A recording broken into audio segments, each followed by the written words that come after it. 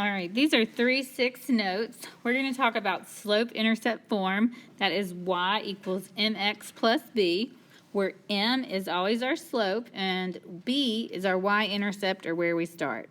So we're going to write the equation for this first line. So we're going to first identify our b. Our b is right here where it crosses the y-intercept. That would be at -3.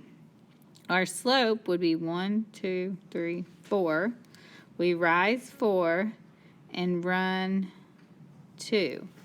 So then I just put that into y equals mx plus b. Y equals 4 over 2x minus 3. Let's try the next one. We got to find our m and our b. The b right here is a -2. The m is 1, 2, 3, 4. Rise 4. 1, 2, 3, 4, 5. Run -5.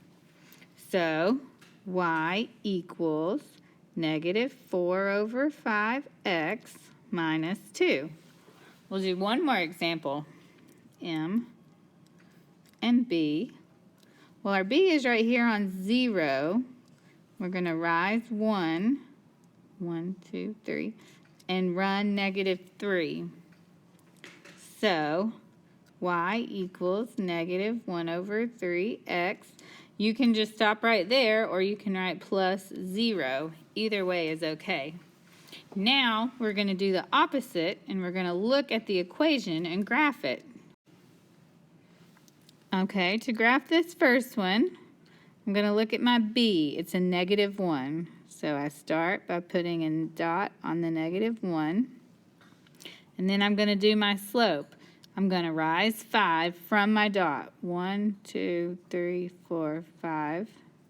And then I'm going to run +4. 1, 2, 3, 4. So our line would look like that. Let's graph the next one. I'm going to put a -1 over 1 here. So our y is a 6. 1, 2, 3, 4, 5, 6. So I'm going to go, our slope, I'm going to go down 1 and to the right. And that line would be right there.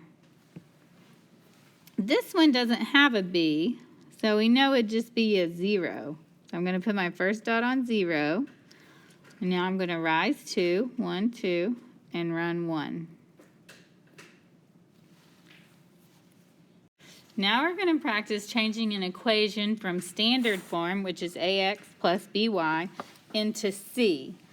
So let's start with number 7. To get that y by himself, I'm going to subtract the x, and I get y equals, I need to write the x first because it's y equals mx, so -x plus 6. That's all. Let's do this next one. Let's move the 5x by subtraction. Now I have 2y equals -5x minus 2.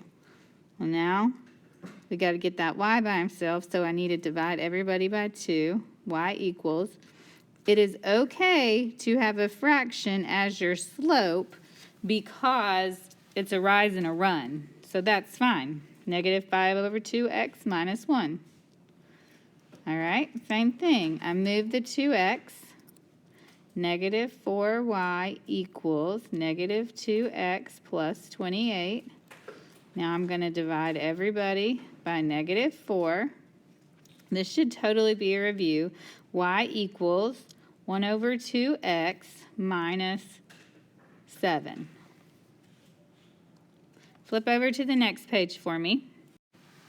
On this page, I want you to do 13 and 14 for me and turn it in. First, change it into y equals mx plus b, and then graph it. All right, let's go down and talk about vertical and horizontal lines for a second.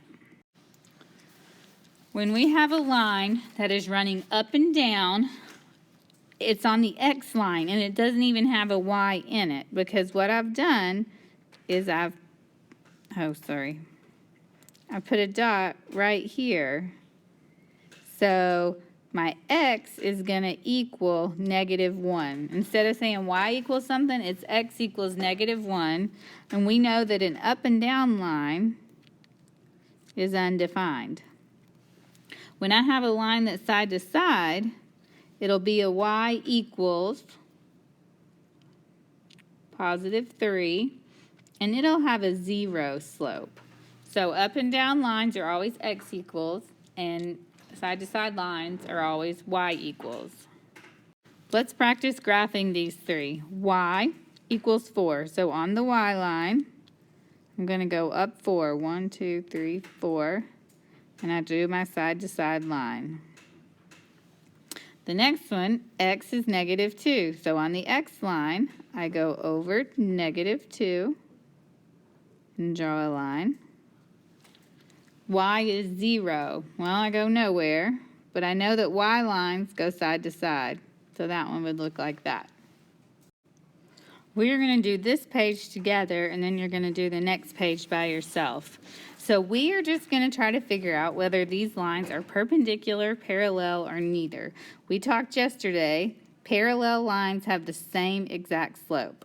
Perpendicular lines have opposite, which one is plus, one is minus, and reciprocal, which means they're flipped. So if it's 1/3, it'd be 3/1. So all we have to do is look at our slope. In number 18, my slope is 5 and 5. Those are the exact same number, so that means my lines are parallel. Let's look at 19. -3/2 and 2/3. They are not the same, so we know they're not parallel, but the first one's positive, the second one's negative, the first one's negative, the second one's positive, and the first one is 3/2, and the second one's 2/3, so it's been flipped. So these can be perpendicular. This one, I have -1/2 and 2/1.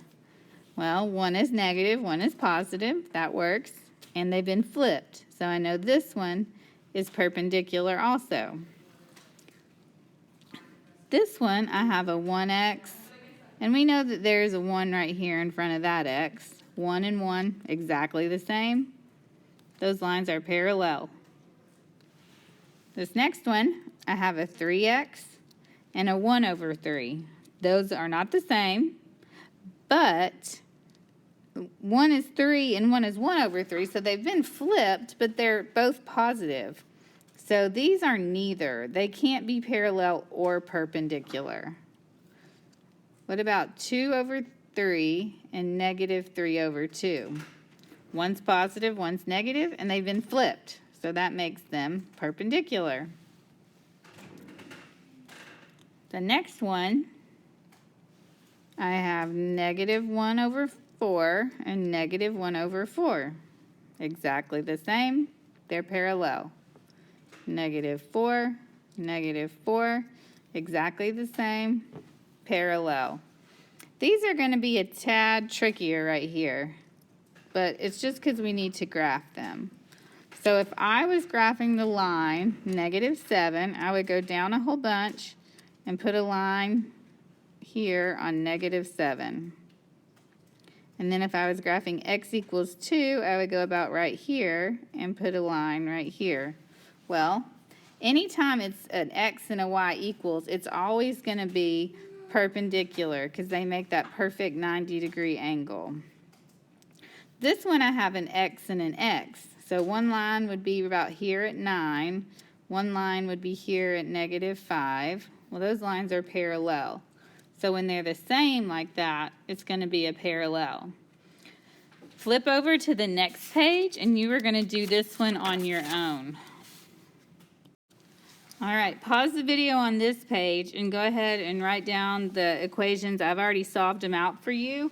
Number 1, you're going to have to turn this first one into y equals mx plus b, and then you can compare. Your answers will either be perpendicular, parallel, or neither for all of these. Do 1 through 20. Show it to me. That's what you missed.